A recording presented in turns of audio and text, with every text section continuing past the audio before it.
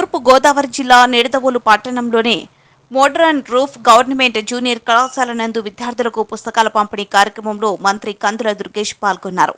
ఈ కార్యక్రమంలో ఆయన మాట్లాడుతూ గత ప్రభుత్వం 5 ఏళ్లలో ఇంటర్ విద్యార్థులకు ఏ విధమైన పుస్తకాలు పంపిణీ చేయలేదని, కూటమి ప్రభుత్వం బాధ్యతలు చేపట్టిన వెంటనే ఇంటర్ విద్యార్థులకు పుస్తకాలు పంపిణీ కార్యక్రమానికి శ్రీకారం చుట్టారని అన్నారు. జీవితంలో అత్యున్నత స్థాయికి వెళ్లడానికి ఈ ఇంటర్మీడియట్ విద్య చాలా కీలక పాత్ర వహిస్తుందని తెలిపారు. ఈ దశలోని విద్యార్థులు సరైన దిశ ఎంచుకొని ప్రయాణం సాగించడం వల్ల మిగతా జీవితాంతం సుఖంగా ఉండొచ్చు అని అన్నారు. ఈ కార్యక్రమంలో సర్వ శిక్ష అభియాన్ జిల్లా అధికారి, పాఠశాల ప్రిన్సిపల్, అధ్యాపక బృందం, రాజకీయ పార్టీ నాయకులు, విద్యార్థులు పెద్ద ఎత్తున పాల్గొన్నారు.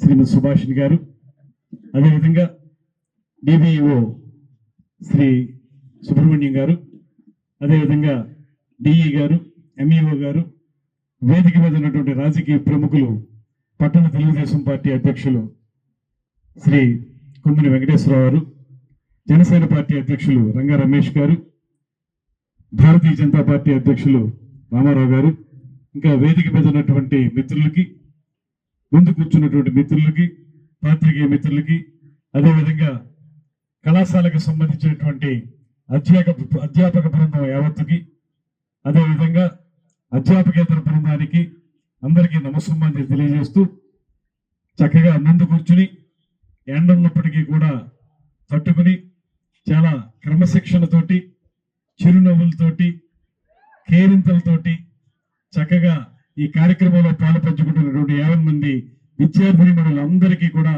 శుభాశీస్సులు అందజేస్తా ఉన్నాను.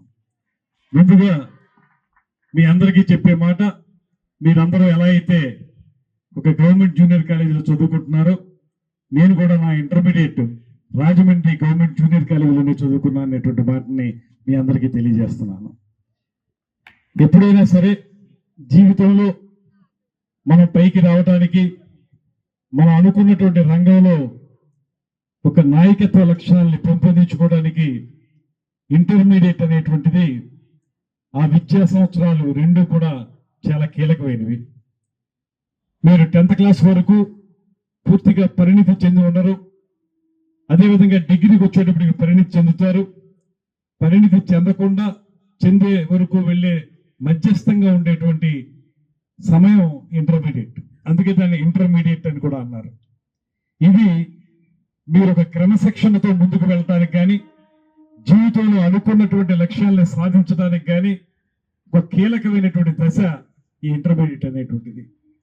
మీరు తీసుకున్నటువంటి సబ్జెక్ట్ అది బైపీసీ కానివ్వండి, ఎంపీసీ కానివ్వండి, సిఈసి కానివ్వండి, వొకేషనల్ కోర్సు కానివ్వండి, ఏదైనప్పటికీ కూడా ఈ 2 సంవత్సరాలు మీరు చూపించేటువంటి శ్రద్ధ, మీరు అలవర్చుకునేటువంటి క్రమశిక్షణ రాబోయే మరో 50-60 సంవత్సరాల పాటు మీ భవిష్యత్తుని తీర్చిదిద్దుతుంది అనేటువంటి మాటను మాత్రం మీరు మనసులో పెట్టుకుని చదవండి.